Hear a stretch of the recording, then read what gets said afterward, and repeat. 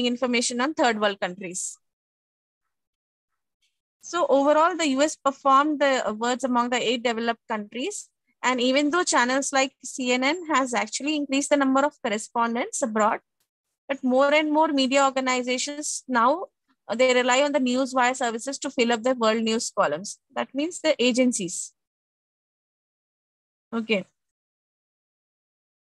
See, in television news, no country with the possible exception of, suppose, say, Russia, was explained and presented coherently enough so that attentive viewers could believe they understood how life was lived there.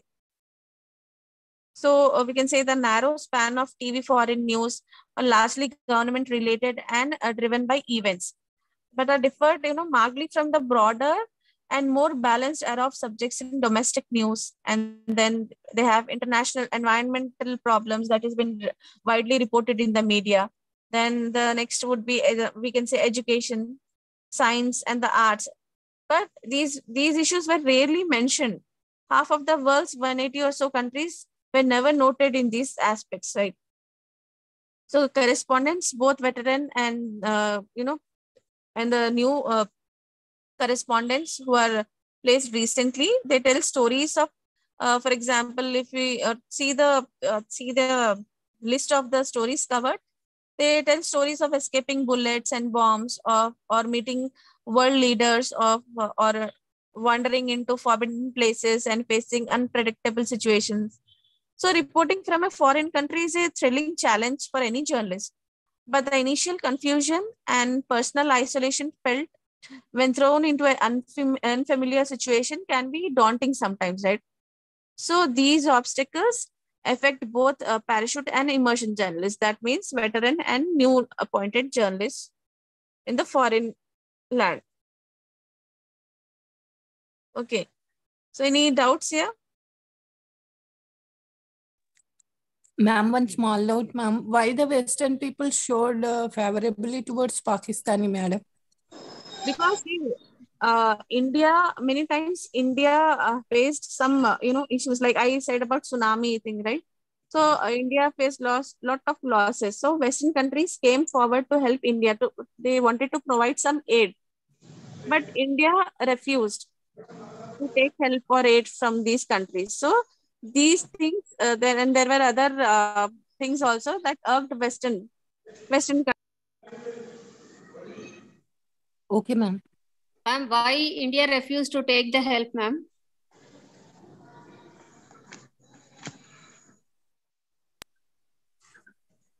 Non-alignment is there, no, and occupying our country most of the time. Previously, the colonies were developed. No, I think one of the fear was there when during that time when Prime Minister Jawaharlal Nehru was there. They don't want to lose the sovereignty of our country. Yeah. Might be one reason, but Madam explains. Thank you.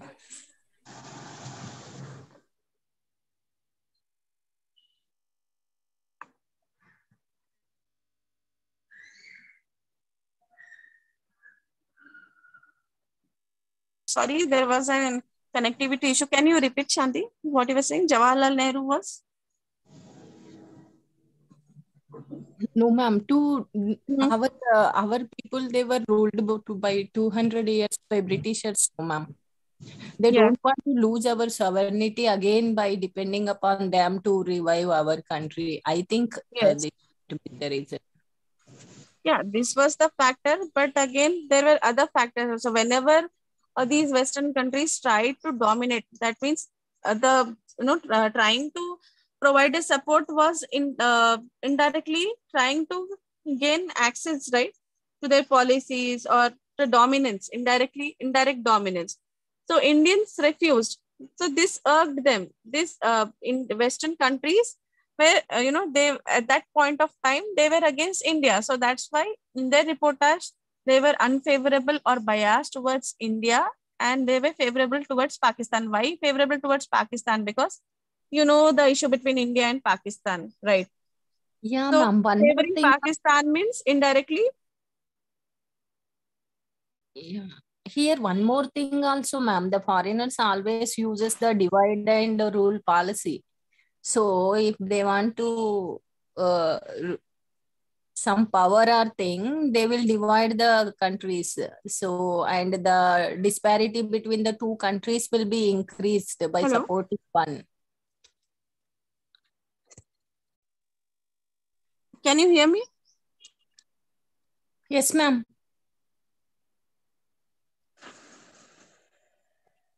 Am I audible? Yes, ma'am. Yeah.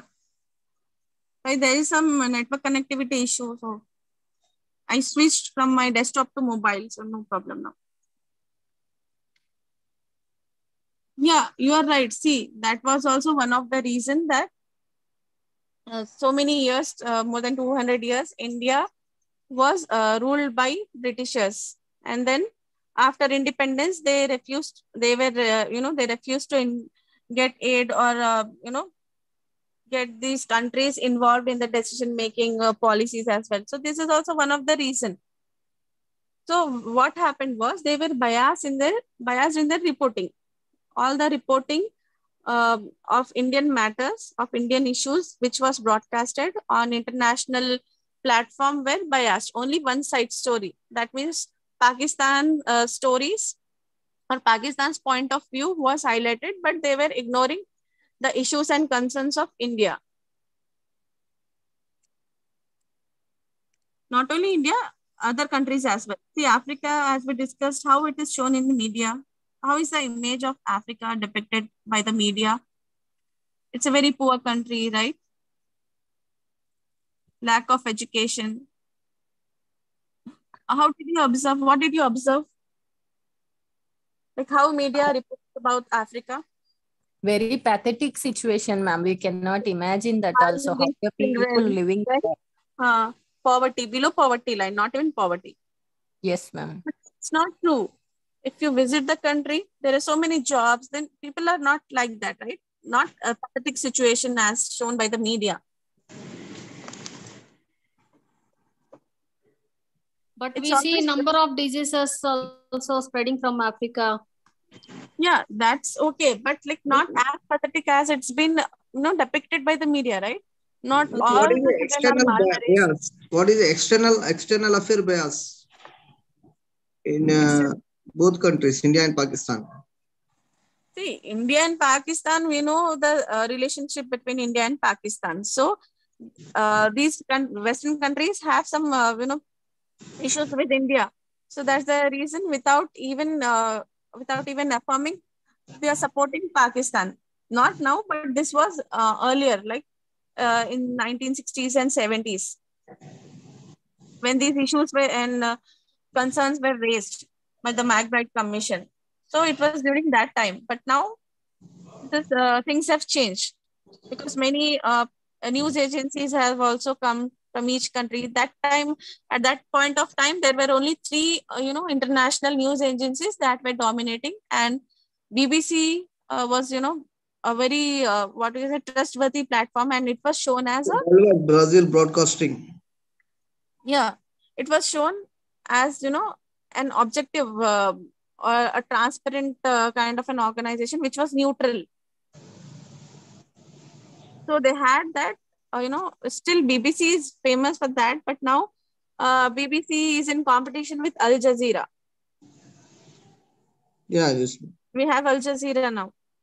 Yeah, Qatar-based news Yeah, firm. news organization. They are supposed or believed to be neutral or transparent in their reporting. Have you seen any reports or reportage of Al Jazeera? How they are covering the news of any foreign affairs? What do you think of their reporting? Is it on par with BBC? It's a internal and external issues. No. How are they in the reportage? Are they, are they on par with BBC? Like, are they reporting like BBC? The level? We get genuine news from the Qatar-based. Yeah, Al Jazeera. Yeah, Al Jazeera. See, in reporting on the day's events, journalists rely most fundamentally on two key relationships. That is the relationship with the news sources And the next one is with their audiences, right? So these relationships are most fundamental for at least 3 reasons. Okay. See, first, without reliable sources, a journalist cannot get the facts needed to prepare the story. This is a basic. Then second, without an audience, there is no point in telling the story. So third and most important is maintaining integrity in the relationships between journalists, their sources, and their audiences. This is fundamental to establishing and maintaining the credibility or believability of what we can say journalism, and the only real value a journalist has, right? So when the integrity of the reporter, source, or the audience relationship is violated, not only does the individual journalist suffer, but the credibility of the entire news organization or even institution is damaged. So do you agree with this? There has to be a good relationship with the resources, with the reporter, and with the audience, right? For any organization. Yes. Yes, ma'am. Okay. See, the reporter who gets too close to a source can sometimes fail to ask the tough questions. So the question that needs to be asked and answered to fully inform the public has to be taken care of. And now these days, convergence is transforming the reporter-source relationship, partly by introducing more technology into the equation. If you're not comfortable asking a question to the source directly in a personal interview, you can always call them, or you can send an email on some critical aspects, and then you can gain information, right?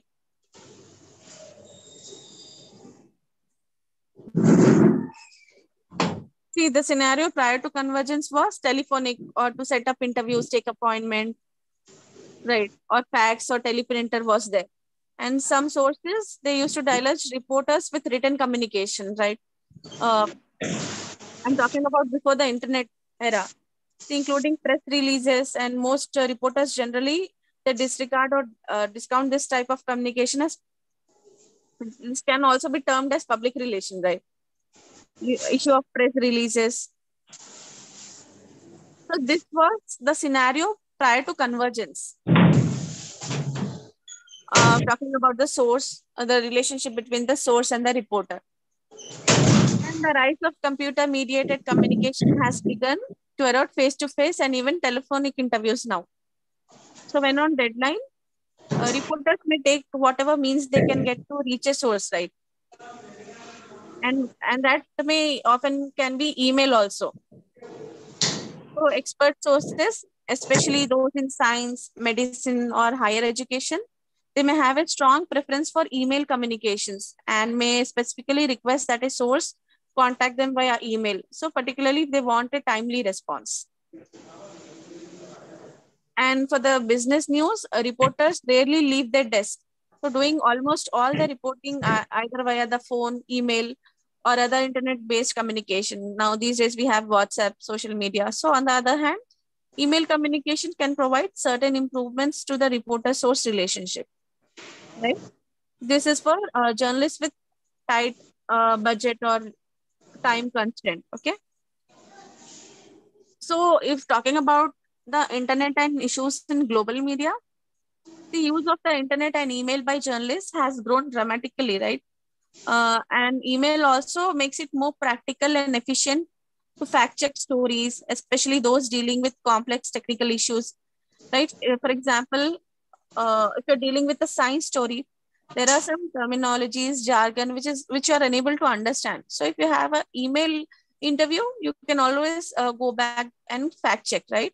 So it can be including health, science, technology, or business as well. In the past, the reporter might first conduct a face-to-face interview and then fact check with a phone call. So, but doing fact checking over the phone necessarily limits what can be done on deadline, right? So, email reporting can also reduces the chance of error detection. See, since the source will not actually see what is written and may not catch. So, the email source can, check and verify the details. Okay. So, if you're writing for the web, there is a danger that if the report is critical of the source or that of an organization, the source may take legal action to suppress the report, right? This happens many times. So technology has also given reporters greatly expanded access to entire, classes of source material. Previously, rarely, if ever seen. Also, a reporter would have never imagined. See, for example, remote sensing satellite imagery is now a routine part of reporting on a variety of stories, right? Ranging from environmental reporting to military conflict. So these are the advances in the technology. Now we have something called as digital evaluation model, right? A year ago, I doubt if anyone in the newsroom could tell you what a digital evaluation model was, or even what a GIS system was.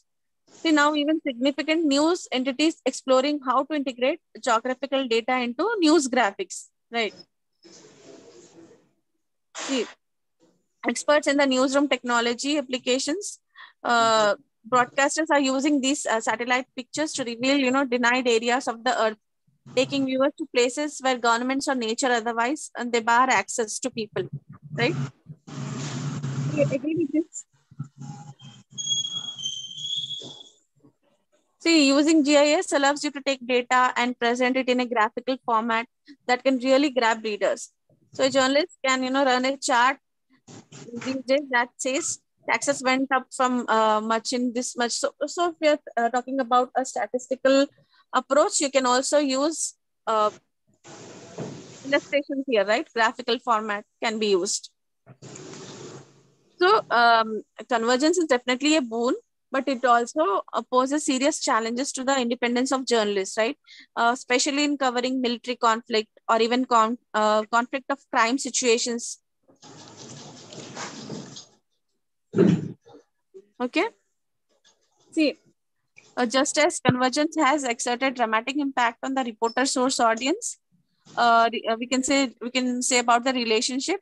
It is also changing the relationship between journalists and relationship with their audiences. Understood? Any doubts here?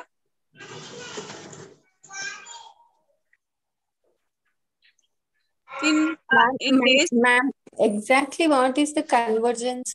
Exactly. What's the difference between audience convergence is, and the journalist, madam? yeah, see, convergence is the mixing of all the technology, like the print, okay, the text, video, audio, along Okay, with ma'am. multimedia graphics, integration of all the technologies into one. Okay, ma'am. Thank you, ma'am. See, if you observe all the news stories, especially on the websites, how they're presented, they have a text, right? They have a report. Then they have some videos. Yeah. Got it. Statistical data, yeah, is presented in graphical format. So all this is the convergence. Okay, ma'am. So this is also one of the boon in global media, right? It is one of the issues and concerns. We are talking about internet and issues in global media.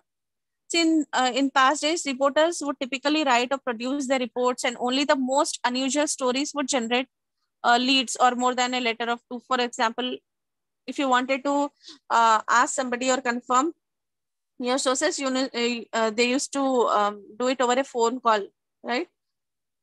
Suppose typically if there is a misquote by a source, then the story would lead to some other direction. So with the rise of email, most reporters who have published their email addresses or get managed to get the emails of the sources, these days reporters can also have a direct rapport with the readers, right? They get directly instant feedback of all the reports from the audience feedback, the readers. See, many reporters consider responding to readers via email as part of their job, with more than half, doing so at least occasionally, so they can get feedback of their reportage. So this was not there earlier.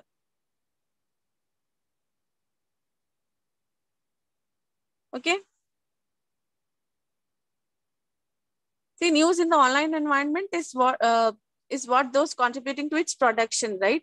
The news is moving from being mostly journalist centered and it is communicated as a monologue and primarily local. So to also being increasingly audience centered now. And it's part of multiple conversions and at micro and local level, right? With the advent of Google, everybody can broadcast information and everyone can research information across the intellectual universe. So are you aware about citizen journalism? Have you heard about citizen journalism? Yes, we are. Yeah, what is citizen journalism? I don't know what is the citizen journalism.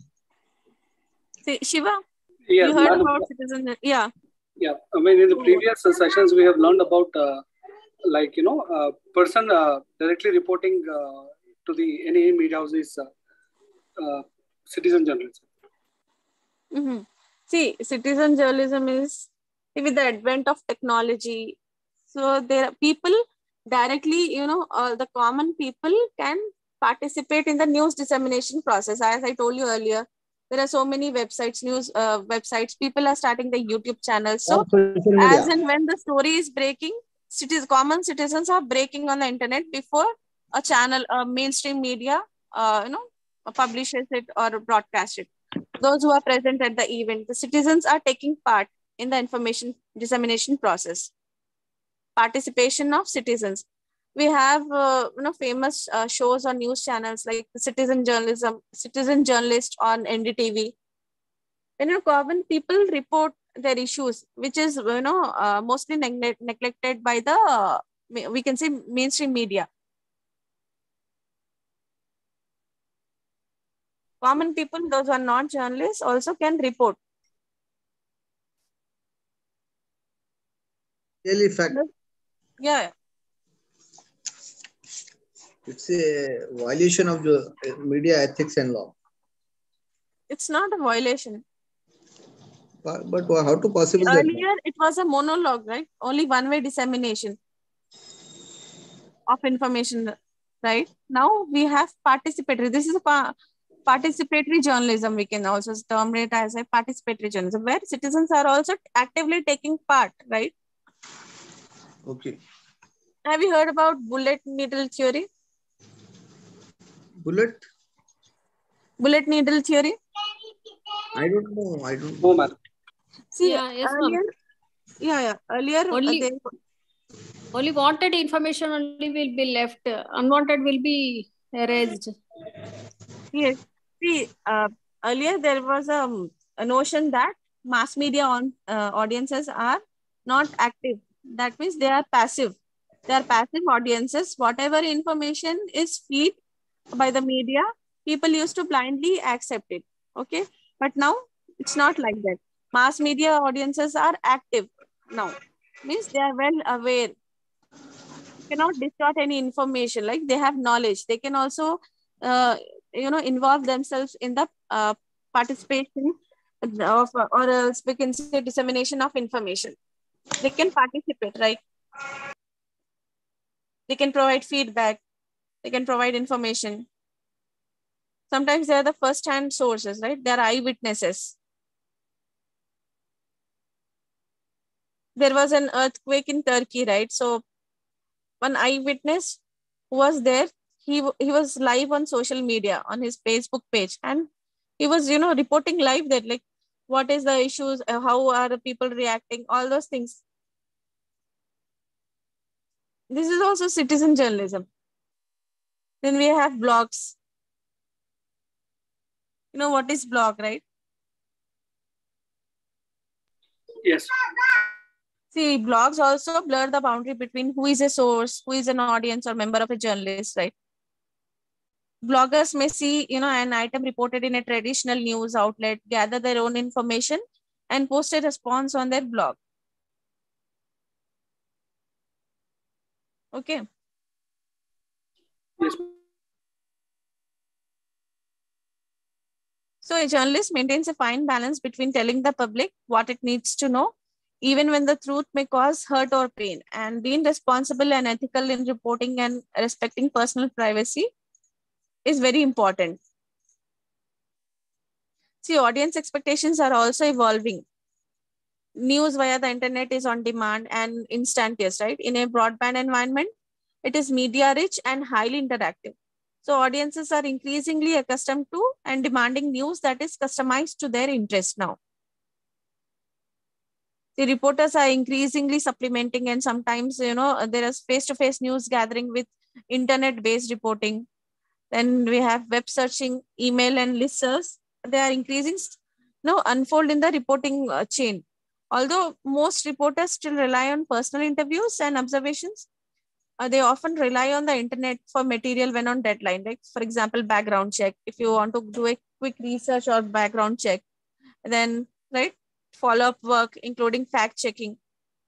So moreover, with economic shortfalls affecting most news organizations these days, the need for increased productivity or we can say competition is a pressure felt acutely in a growing proportion to all the newsrooms. And this sometimes translates into journalistic shortcuts. That means you understand what is the journalistic shortcuts, right? Google, Yes. searching information from Google. Okay, so clear? Okay. Ma'am, one concept, ma'am, that bullets and needles, can you explain? Yeah, see, there was a theory called bullet and needle theory, in which it was shown that mass media audiences, the audiences who watch television or read newspapers earlier, they were passive. That means they are not aware of anything. Whatever information these traditional media or mainstream media used to feed, they used to blindly believe without fact checking that, okay, if this is reported by the media, if this is shown by a news channel, if this is covered by a newspaper, then this might be true. They didn't even, they were very passive. They are passive. They don't fact check. They simply blindly believe and feed all the information. They form an opinion about that based on the reportage. But there was a criticism, and then now it is been said that mass media audiences are not passive, they are active. Active in the sense they are well aware of the situation, and before believing anything that is being shown in the media, they cross-check and fact-check themselves whether it is true or not, whether the news is distorted.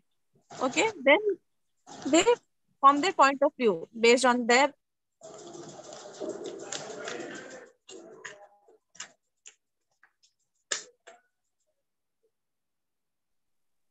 Okay, ma'am. Hello.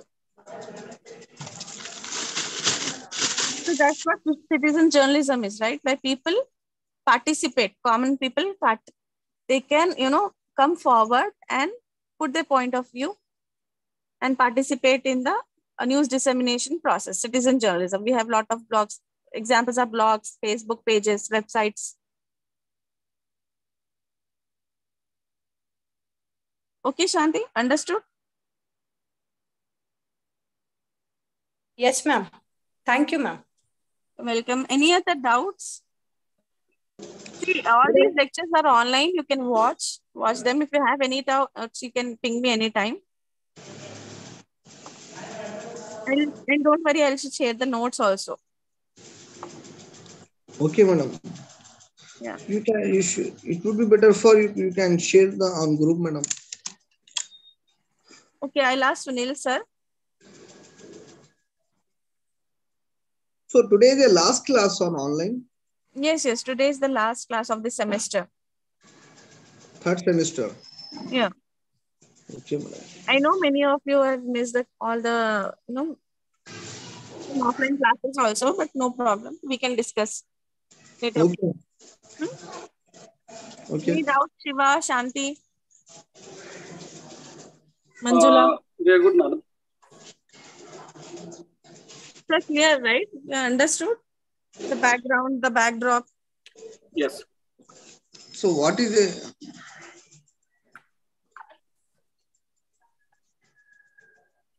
Ma'am? Yes, Shanti.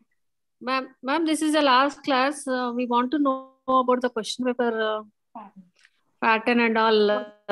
Yes. Don't worry. That we'll discuss before the exams, and Sunil sir will share in the group as well. Okay. The pattern. Yes. And okay. So you have got your assignments, right? Yes, ma'am. Okay. So start working on that. Let me know if there is any doubt. You can contact me personally also. Any of the topics, right? Yes, ma'am. Okay. So you have another class now, or it's Yes. break time? So we have one more class.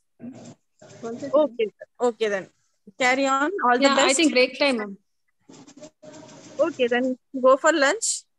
And if you have any doubt, get back to me, okay? We have advertising So class. There is no break actually.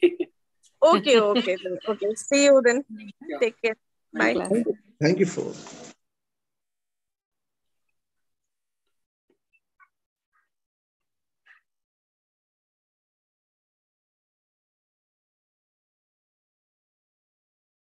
Friends, what class will be taught now? Hello. Advertising class. Okay, advertising class. Okay. Thank you. When? Right now, right now. Okay. We have to join from another ID, no? Different idea are there. And the last time the third class was advertising only. Different, I think. Okay, once you have joined, please share the link in our GMC Hyderabad group, no? GMC, okay. Thank you. Thank you, sir. And have a nice day. Yeah, thank you. Wish you the same.